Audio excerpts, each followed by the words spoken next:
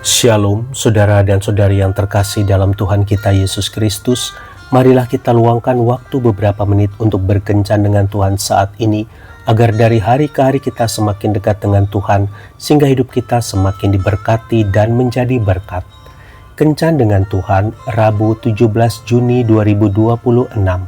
Bacaan dari surat kedua Petrus bab 2 ayat 8. Sebab orang benar ini tinggal di tengah-tengah mereka, dan setiap hari melihat dan mendengar perbuatan-perbuatan mereka yang jahat itu, sehingga jiwanya yang benar itu tersiksa. Demikianlah sabda Tuhan, syukur kepada Allah. Saudara dan saudari yang terkasih dalam Tuhan kita Yesus Kristus, satu pepatah berkata, burung yang sejenis akan berkumpul bersama-sama, burung yang sejenis akan hinggap di dahan yang sama. Pepatah ini sungguh benar adanya. Kalau kita amati sekumpulan burung yang berhenti di sebuah dahan pohon, ternyata memang adalah burung yang jenisnya sama. Burung yang terbang secara bersama-sama juga adalah burung dengan jenis yang sama.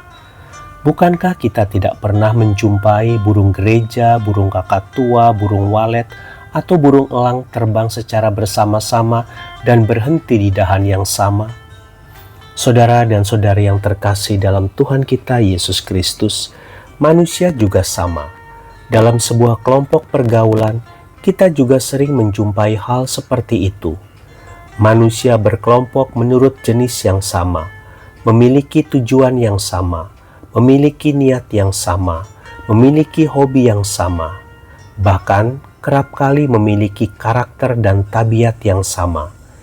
Itu sebabnya kalau mau sukses, tentukan seperti apa pergaulan dan komunitas yang tepat.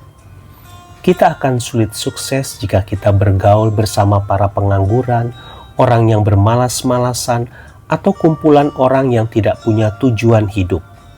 Sebab suka tidak suka, kita akan terpengaruh dan menjadi sejenis dengan perkumpulan kita.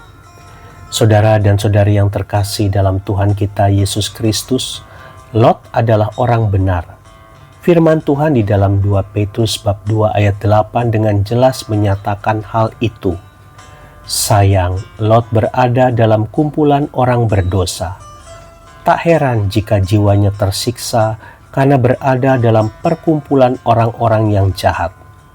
Tidak hanya jiwa Lot yang tersiksa, tapi lama-kelamaan tabiat Lot pun menjadi semakin mirip dengan orang-orang Sodom yang amoral.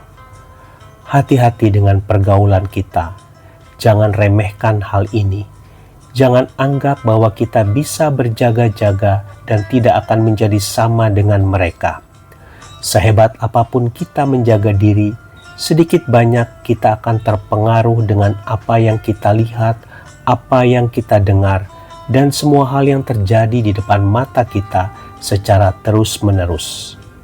Pilihlah kumpulan orang yang baik dan benar, maka kita pun akan menjadi lebih baik dari sebelumnya.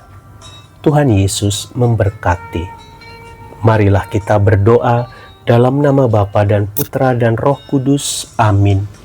Tuhan Yesus, berilah aku hikmat agar aku dapat bijaksana memilih teman yang dapat memberkati kepribadianku, sehingga hidupku pun dapat menjadi berkat bagi orang lain. Amin. Dalam nama Bapa dan Putra dan Roh Kudus. Amin.